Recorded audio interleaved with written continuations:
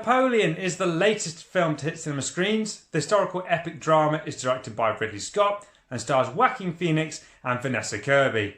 The film follows Napoleon's rise to fame during the French Revolution. He leads the French army at the siege of Toulon, where he storms the port, captures the fortress and uses the cannons to destroy the British ships anchored in the harbour. After the siege of Toulon, Napoleon is promoted and then he meets Josephine. She later becomes his wife, and the film also follows his long life love for her.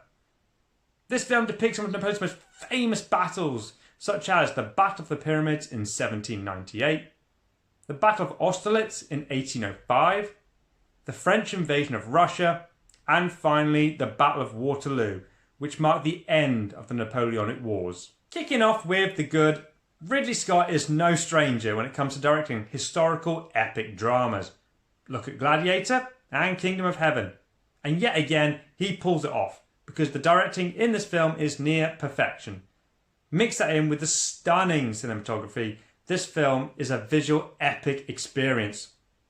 Joaquin Phoenix's performance is incredible, and I thought his portrayal of Napoleon Bonaparte was outstanding. We see throughout the film that his tactics on the battlefield are flawless. He's very successful, it earns him a lot of victories, yet his relationship with his wife is very rocky. It's not a healthy relationship, but he continues to show his love for her. Vanessa Kirby I thought was a very strong co-star alongside Joaquin Phoenix as Josephine. I think she delivers a solid performance in this movie. The battle sequences in the movie are just spectacular. There's cannon fire, cavalry charges, infantry marching forward, and it does a great job in making you feel like you're in the heart of this battle, and it's awesome.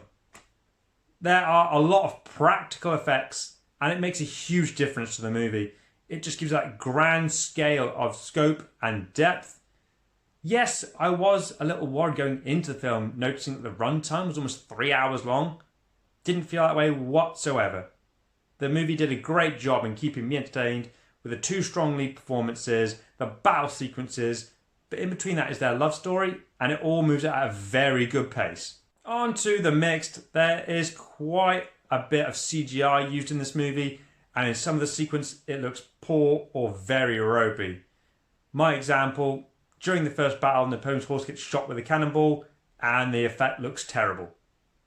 Considering this film is about a French man, I just found it very strange that none of the actual characters speak with a French accent. We get introduced to Russian and Austrian characters, and yet again, no accent.